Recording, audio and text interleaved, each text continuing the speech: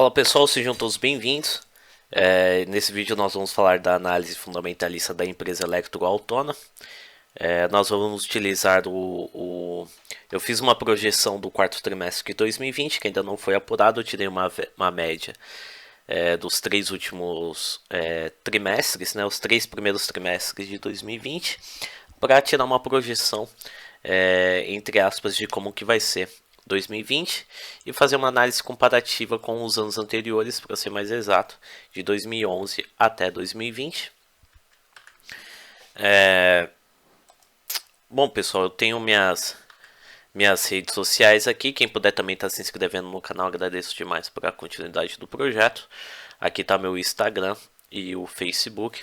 Lá eu vou sempre estar postando conteúdo. O Instagram é novo, ainda tem pouca coisa postada, mas eu prometo que vou estar lá divulgando dicas, algumas dicas de análise de empresas.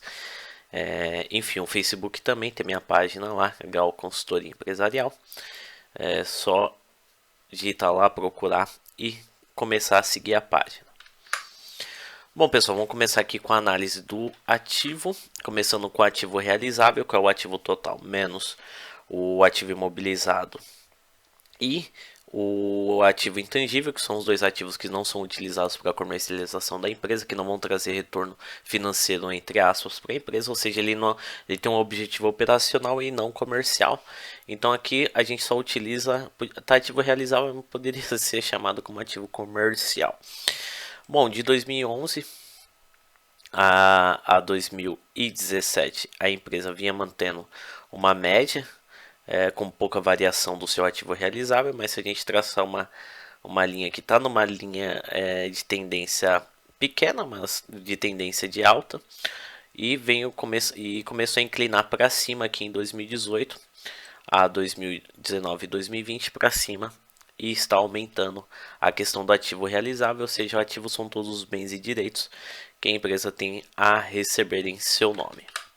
Bom, a gente tem o caixas equivalentes, daqui é o que a empresa tem de caixa e em carteira de investimentos de alta liquidez, ou seja, o que a empresa tem lá, dinheiro já disponível, né, para investimento ou para aplicações.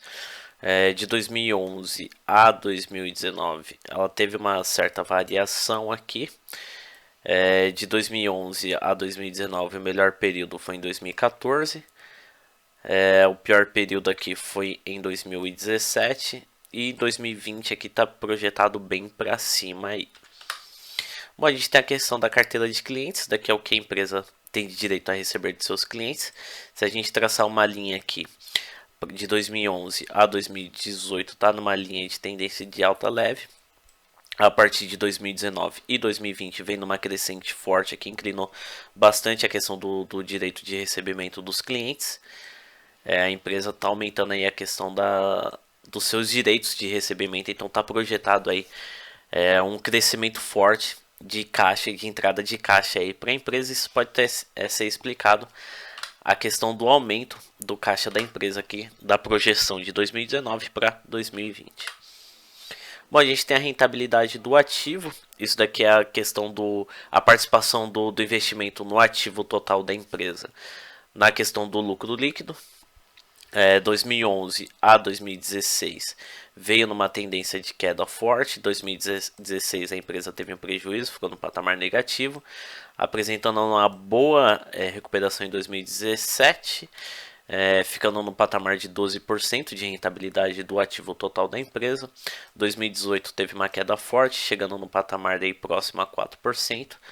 De 2019 a 2020 apresentando uma leve recuperação de projeção para cima, e 2020 está projetado para 6%, 2 pontos percentuais em relação a 2018.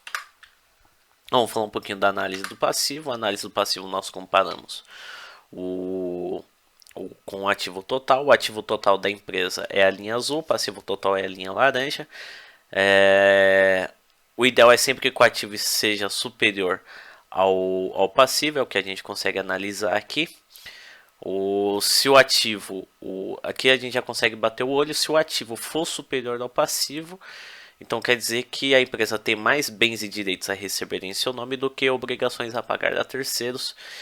E se o ativo é superior ao passivo, quer dizer que o patrimônio líquido está positivo.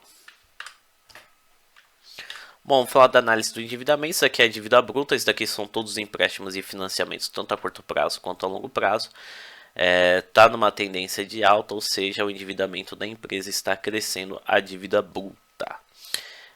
Sendo 2020 aí projetado para um período maior, e 2020, quarto trimestre, foi tirado uma média em relação aos 3 primeiros trimestres. Então aqui 2020 está refletindo praticamente o que está acontecendo nos 3 primeiros trimestres, que já foram apurados. Vinha tendo pouca variação de 2011 a 2017, a partir de 2018 o endividamento da empresa começou a crescer inclinam muito para cima, que é a questão do aumento da dívida da empresa. Bom, aqui a gente tem a dívida bruta vezes o caixa. A dívida bruta é a linha azul. O caixa da empresa é a linha laranja. Se a linha azul está acima da linha laranja, quer dizer que a dívida da empresa é superior ao caixa. O caixa da empresa não é tão forte assim, está bem abaixo em relação à dívida bruta. O ideal assim é sempre o caixa, a empresa ter mais caixa do que dívida bruta, mas não é o que está acontecendo. Aqui a empresa tem menos caixa em relação à sua dívida, e se você vê o crescimento exponencial da dívida bruta, está bem exponencial, está bem mais exponencial em relação ao caixa da empresa. Ou seja, que a distância entre as linhas está cada vez maior aqui no período de 2017, 2018, 2019 e 2020. Bom, isso aqui é a dívida líquida. A dívida líquida é a dívida bruta menos o caixa da empresa. O ideal é sempre ser negativo aqui, mas não é o que está acontecendo, porque se é negativo, quer dizer que o caixa da empresa é superior da dívida bruta, e não é o que aconteceu. A gente conseguiu verificar aqui nesse gráfico. A dívida bruta é superior ao caixa, então esse gráfico vai ser superior, vai ser positivo, e a gente consegue analisar aqui que está numa tendência de alta aqui. Então a dívida líquida da empresa está aumentando, que é a dívida bruta menos o caixa da empresa. Bom, aqui a gente tem um perfil da dívida. A linha azul é a dívida de curto prazo, a linha laranja é de longo prazo. O ideal seria que a linha azul estivesse abaixo da linha laranja, porque o ideal é que a maior parte da dívida esteja a longo prazo e não a curto prazo. E aqui a gente consegue analisar que a maior parte da dívida da empresa está a curto prazo, ou seja, a menor parte da sua dívida está a longo prazo. Então, o ideal assim para a questão de gestão da dívida da empresa, o ideal seria que a maior parte da dívida fosse a longo prazo, ou seja, a linha laranja que deveria estar no lugar da linha azul. Porque se a maior parte da dívida estiver a longo prazo, a empresa tem mais tempo para poder gerar caixa, fazer seu estoque girar com mais tranquilidade, para poder pagar o seu endividamento com tranquilidade. Se a empresa não tem caixa suficiente para poder pagar a sua dívida em dia, corre um risco da empresa não pagar os seus empréstimos e financiamentos e acabar gerando juros e mora, se acabar não pagando, ou a empresa ter que captar mais empréstimos e financiamentos, ou seja, mais capital de giro, para poder pagar a sua dívida em dia. Então a gente consegue analisar, já corre um risco da empresa estar aumentando a sua dívida por ela não ter caixa o suficiente para poder pagar a sua dívida em dia. A maior parte da dívida está a curto prazo. A dívida bruta da empresa é bem superior em relação ao caixa. O caixa da empresa não está tão alto. Então aqui a gente consegue analisar que a empresa possivelmente está captando mais capital de giro do que gerando caixa. Então por isso que está aumentando bem o seu endividamento. Bom, aqui é o endividamento da empresa. Isso daqui é a dívida bruta em relação ao patrimônio líquido. Se estiver acima de 100%, quer dizer que a dívida da empresa supera o patrimônio líquido. Patrimônio líquido, para quem não sabe, é o capital investido pelos sócios e acionistas, e é a parte do balanço onde fica lá os lucros acumulados, os lucros ou prejuízos acumulados. Então, o patrimônio líquido é o capital próprio da empresa. O ideal é sempre estar abaixo de 100%. Se estiver abaixo de 100%, quer dizer que o patrimônio líquido é superior ao endividamento da empresa. Aqui a gente consegue analisar que o gráfico aqui está plotado para 80%, ou seja, nunca passou o patamar de 80%. Ela teve variações aqui, se a gente traçar uma linha, está numa tendência de baixa, ou seja, período pós período, o patrimônio líquido está cada vez maior em relação ao endividamento da empresa. Isso é interessante. O ideal é que a empresa tenha mais patrimônio líquido do que endividamento, mas se a gente analisar uma média geral aqui, ela variou entre 75% a 50%, então está numa média de 65% aproximadamente. Está no endividamento em média até considerado um pouquinho alto, mesmo estando abaixo de 100%. Vamos falar um pouquinho da análise de liquidez. Aqui é o índice de liquidez corrente. Isso aqui é a capacidade do ativo para pagar o passivo.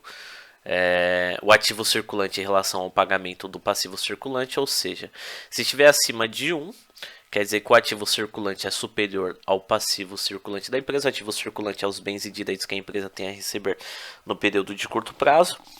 E o passivo circulante são as obrigações que a empresa tem a pagar a terceiros no período de a curto prazo. Esse a curto prazo são 12 meses. Se estiver acima de 1, quer dizer que o ativo circulante é superior ao passivo circulante. Em 2011 a 2015 veio num período muito bom, chegando no patamar de 2,3, ou seja, a empresa teve o dobro de ativo circulante em relação ao passivo circulante.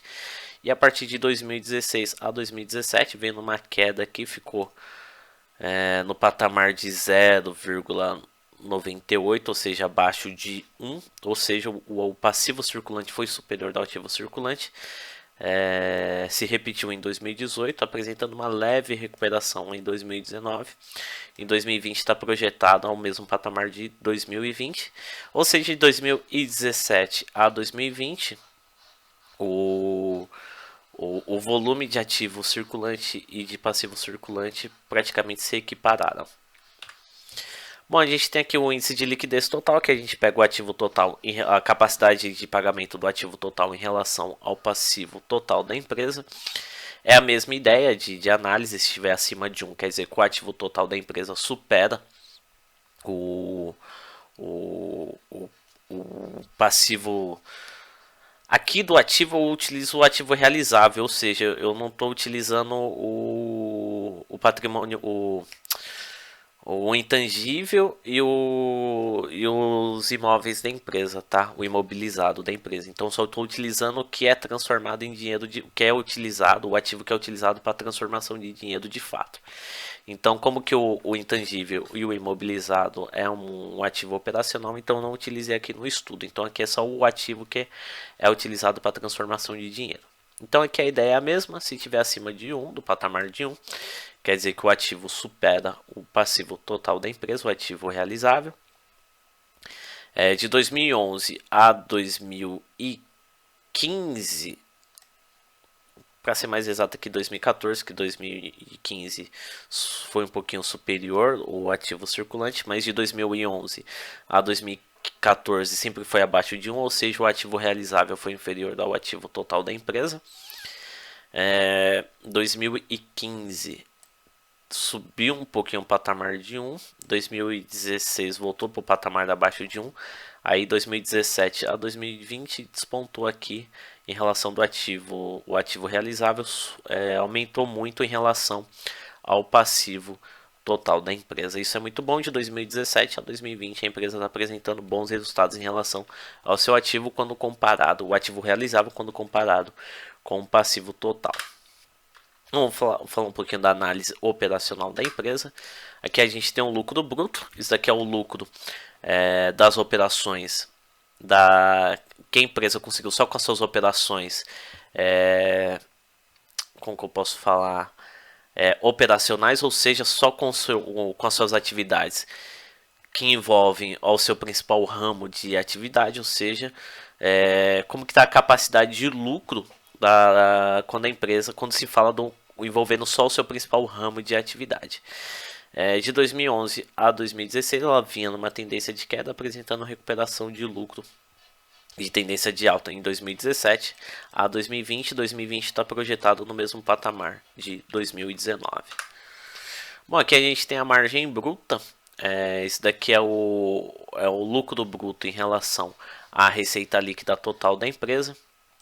Se a gente traçar uma linha aqui de 2018 a 2016, está numa tendência de queda, apresentando recuperação de alta de 2017 a 2020, ou seja, a margem bruta da empresa de 2017 a 2020 está apresentando uma boa recuperação. Lembrando aqui que 2020 está projetado. Bom, aqui a gente tem a margem do EBITDA. O EBITDA é o lucro da empresa. A gente pega aqui uma margem do EBITDA.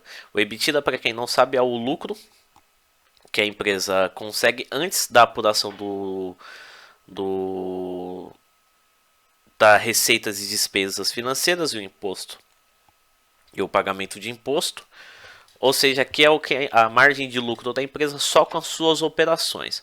Ou seja, a sua receita líquida, menos os seus custos operacionais e as despesas e receitas gerais e administrativas. Então aqui é só o que a empresa consegue lucrar só com as suas próprias pernas.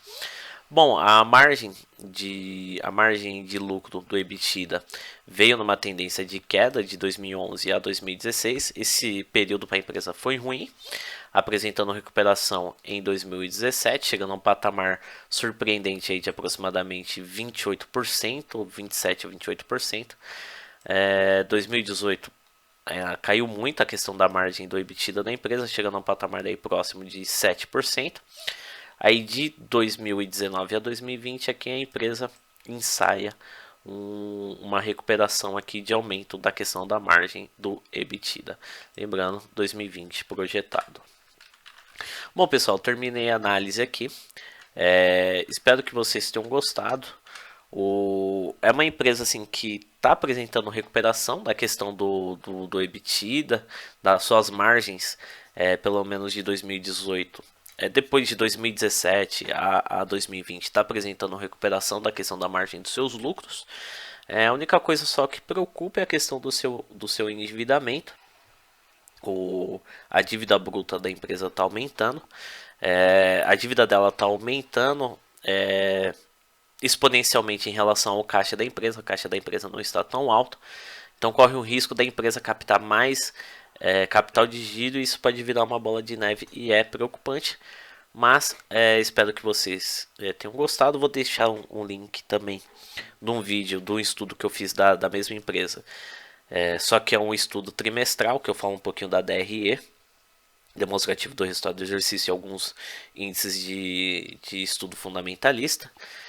Só que a gente fala nesse vídeo dos 3 primeiros trimestres de 2020, faz um estudo dos 3 primeiros trimestres dos anos anteriores, de 2014 a 2020. Bom, pessoal, espero que vocês tenham gostado. Quem puder estar se inscrevendo no canal aí, agradeço demais. Puder também estar seguindo aí o Instagram do canal no Instagram. Tá curtindo a página do canal lá no Facebook. Já contribui demais para a continuidade do projeto. Um grande abraço, fiquem com Deus, até o próximo vídeo.